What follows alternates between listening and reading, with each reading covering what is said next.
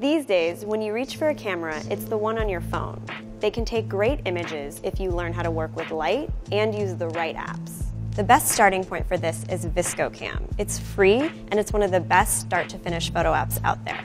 It has a great interface with really easy controls for adjusting things like focus, exposure, ISO, and white balance.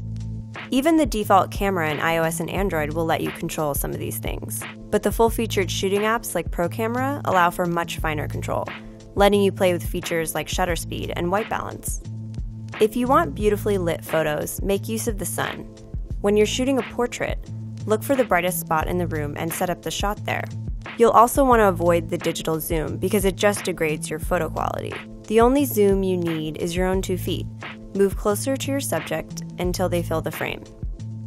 And if you want to get really fancy with VSCO, try the level. Line up the vertical and horizontal lines until they turn into one green bar, and you'll never again have a crooked photo. When it comes to editing, you'll get the best results if you keep things subtle. Bump up the brightness just a bit, increase the contrast, and give your saturation a nudge. This helps keep the dark tones nice and inky, while giving your colors a little pop. You can do these edits in any app, whether it's the same app you use to take the picture or a dedicated editing app like Darkroom, Snapseed, or Enlight.